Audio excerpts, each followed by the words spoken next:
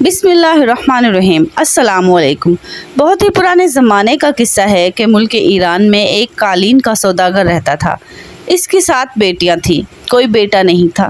اس کی بیوی مر چکی تھی اور اس نے اس ڈر سے دوسری شادی نہیں کی تھی کہ سوتیلی ماں نہ جانے کیسا سلوک کرے گی اس کی بچیوں کے ساتھ۔ وہ ایک بہت بڑی حویلی میں اپنی 7 بیٹیوں کے ساتھ رہتا تھا۔ ان کا ایک اور ساتھی بھی تھا اور وہ ایک کتا تھا جس کا نام زناٹا تھا۔ زناٹا سب سے چھوٹی بہن عائشہ کا لاڈلا تھا۔ اس نے ہی اسے پال پوس کر بڑا کیا تھا۔ عائشہ اسے کھانا کھلاتی، پانی پلاتی اور نہلاتی تھی، اور وہ اس سے اس طرح باتیں کرتی تھی جیسے کسی انسان سے بات کر رہی ہو۔ زناٹا اصل میں ایک کتا نہیں تھا بلکہ وہ ایک جن تھا، اور جن بھی خوش مزاج اور انسانوں سے محبت کرنے والا تھا۔ بس دل بہلانے کے لیے وہ کتے کی شکل اختیار کر کے ان کے گھر میں رہنے لگا تھا۔ سوداگر ہر روز صبح سویرے بازار جا کر اپنی دکان کھولتا، قالین سجا کر باہر رکھ دیتا، دوپہر کو کھانا کھانے کے لیے گھر آتا تھا اور پھر دکان پر چلا جاتا تھا، اور شام تک پھر وہی مصروف رہتا تھا۔ اس کی زندگی اسی طریقے سے گزر رہی تھی۔ ایک روز دکان سے واپسی پر وہ مسجد کے سامنے سے گزر رہا تھا کہ اسے ایک آواز سنائی دی، اے مسلمانوں، خدا کو یاد کرو، صرف وہی ہے بھروسے کے قابل، اس کی تعریف کیا کرو، یاد رکھو حج ہر مالدار مسلمان پر فرض ہے۔ آپ میں سے جو بھی اللہ کا گھر دیکھنا چاہتا ہے، رسول پاک کے روزے کی زیارت کرنا چاہتا ہے، اسے اطلاع دی جاتی ہے کہ ہاتھیوں کا قافلہ اس مہینے کی 5 تاریخ کو روانہ ہوگا۔ سوداگر نے جب یہ اعلان سنا تو اس کے دل میں بھی یہ شوق پیدا ہوا کہ وہ بھی حج کے لیے جائے۔ اس نے پکا ارادہ کر لیا کہ وہ اس سال مکہ ضرور جائے گا اور خدا کے گھر میں حاضری ضرور دے گا۔ وہ جلدی جلدی گھر پہنچا اور بیٹیوں سے کہا کہ پیاری بیٹیوں، تم دیکھ رہی ہو کہ میرے بال سفید ہو چکے ہیں۔ میں نے ابھی تک حج کا فرض ادا نہیں کیا اور نہ ہی رسول پاک حضرت محمد صلی اللہ علیہ وآلہ وسلم کا روضہ مبارک دیکھا ہے۔ اس سال میں یہ فرض ضرور پورا کروں گا، لیکن میری بچیوں، اگر میں حج پر گیا تو مجھے تمہاری فکر لگی رہے گی۔ یہ سن کر اس کی بیٹیاں اداس ہونے کی بجائے خوش ہوئیں اور بڑے شوق سے کہنے لگیں، ابا جان، آپ ضرور تشریف لے جائیں اور ہماری فکر نہ کریں، زناٹا ہماری حفاظت کرے گا۔ عائشہ نے بھی باپ کو تسلی دی۔ لڑکیوں نے خوشی خوشی باپ کا سامان باندھا اور کھانے پینے کی چیزیں پکا کر اس کے ساتھ رکھ دی، اور کچھ کچی چیزیں بھی باندھ دی تاکہ اس لمبے سفر میں کسی قسم کی تنگی کا سامنا نہ ہو۔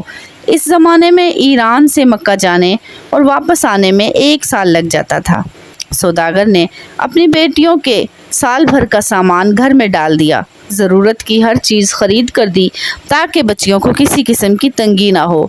پھر اس نے انہیں نصیحت کرتے ہوئے کہا، گھر سے باہر قدم ہرگز نہ رکھنا، کوئی بھی آئے دروازہ بالکل نہیں کھولنا، جب تک آپ نہیں آئیں گے ہم دروازہ نہیں کھولیں گی۔ لڑکیوں نے اپنے باپ سے وعدہ کیا۔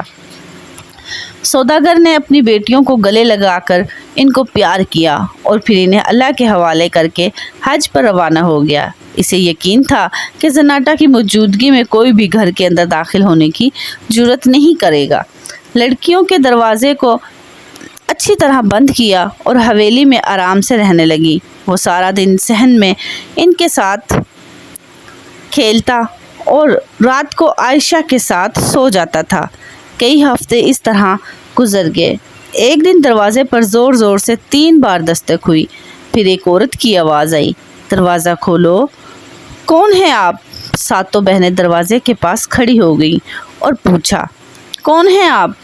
باہر کھڑی عورت بڑی نرمی سے بولی، پیاری بھانجیو، میں تمہاری خالہ ہوں، امی کی سگی بہن۔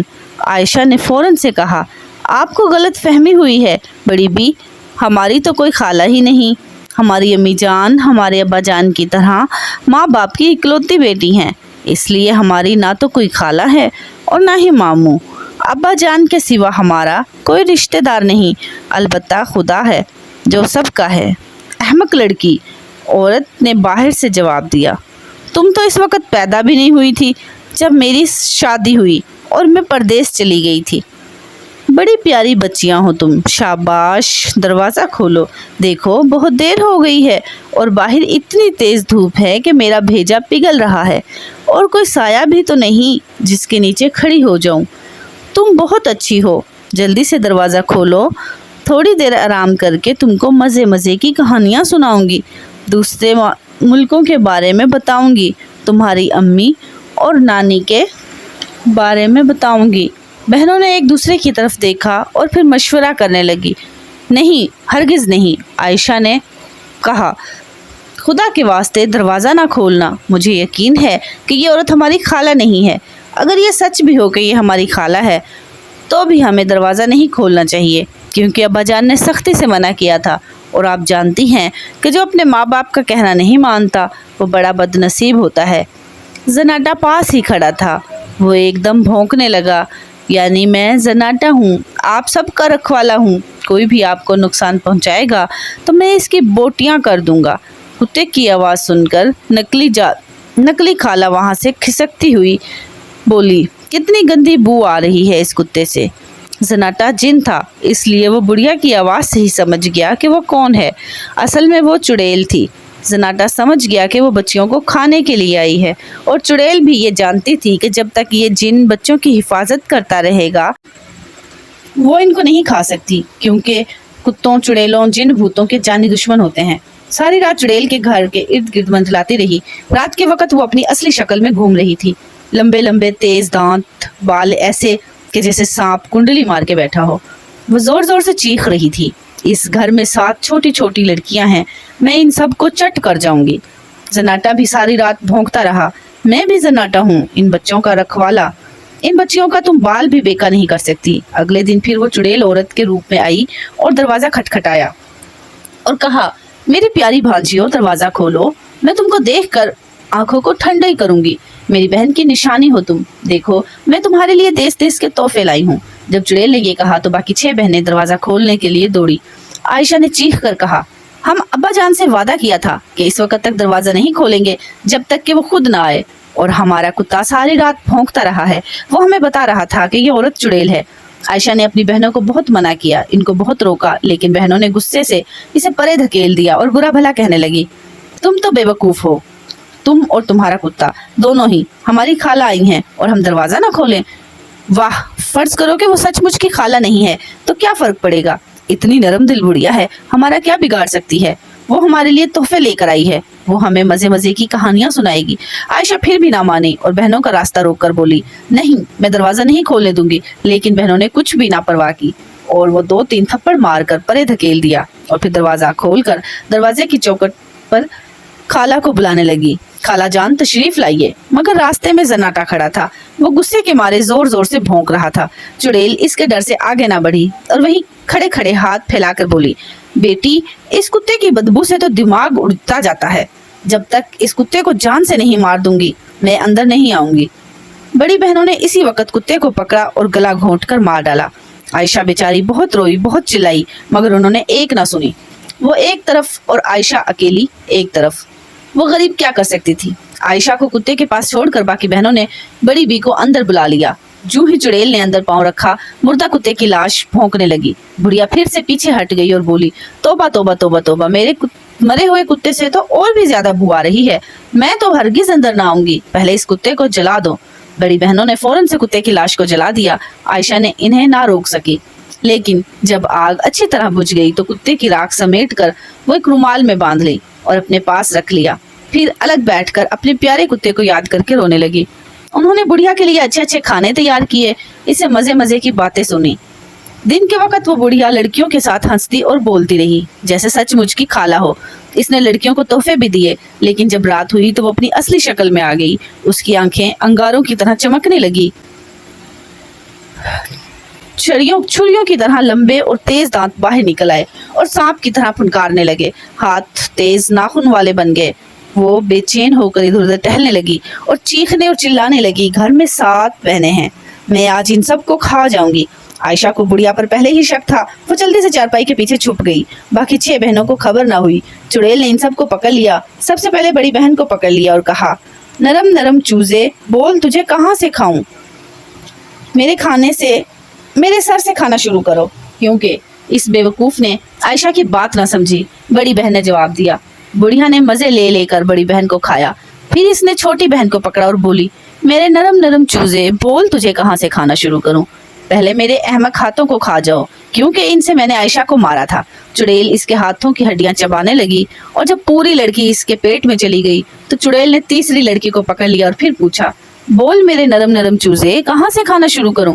पहले मेरे कानों को खाओ। क्योंकि इन्होंने आयशा की एक न सुनी, तीसरी बहन को भी निगल लिया। चौथी बहन ने कहा, पहले मेरी टांगों को खाओ, क्योंकि इनसे मैंने आयशा को मारा था। पांचवी बहन ने कहा, पहले मेरा मुंह खा जाओ, क्योंकि जब आयशा मुझे रोक रही थी दरवाजा खोलने से तो इसे मैं बुरा भला कह रही थी। चुड़ैल ने इसे जब पकड़ लिया, इसने छठी बहन से पूछा, मेरी आंखों को खा लो। उन्होंने ये नहीं देखा कि आयशा मुझे क्यों रोक रही है। चुड़ैल इसको भी हड़प कर गई। अब वो सातवीं बहन की तलाश में इधर उधर देखने लगी। हर कमरे में गई, सहन में ढूंढा। आखिर इसको मालूम हो गया कि आयशा चारपाई के नीचे छुपी हुई है। मुझसे बचकर कहाँ जाएगी? बोल तुझे कहाँ से खाऊं? आयशा मुंह से एक लफ्ज न बोली। इसने चुपके से वो पोटली निकाली जिसमें जनाटा की राख थी और चुड़ैल के मुंह पर दे मारी। इसे लगता था जैसे राख का हर जर्रा जन्नाटा बन गया और भौंक भौंक कर कह रहा है कि मैं जन्नाटा हूँ, इन लड़कियों का रखवाला, जो इनको नुकसान पहुंचाएगा इनकी बोटियां नोच लूंगा। चुड़ैल डर के मारे दरवाजे की तरफ भागी और जोर जोर से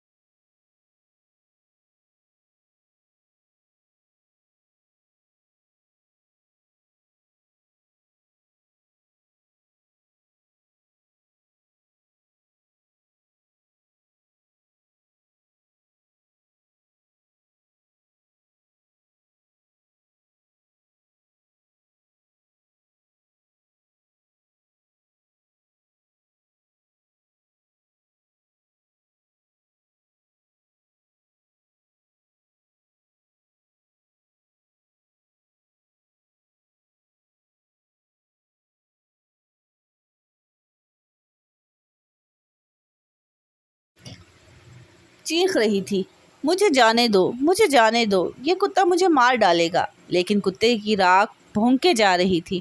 मैं जन्नाटा हूँ, मैं जन्नाटा हूँ। इस आवाज़ ने चुड़ैल के जिस्म पर आग लगा दी थी और वो तड़प तड़प के मर गई। आयशा चारपाई के नीचे से बाहर आई और दरवाजे को बंद करके ताला लगा दिया। और ये ताला इसने इस दिन खोला जब इसके वालिद साहब वापस आए। उम्मीद है कि ये वीडियो आपको अच्छी लगी होगी। अगर अच्छी लगी है तो लाइक कर दें और चैनल को सब्सक्राइब ज़रूर कर दें, ताकि आने वाली हर वीडियो सबसे पहले आपको मिल सके। और एक अच्छा सा कमेंट्स भी कर दें। जज़ाकल्लाहु खैर।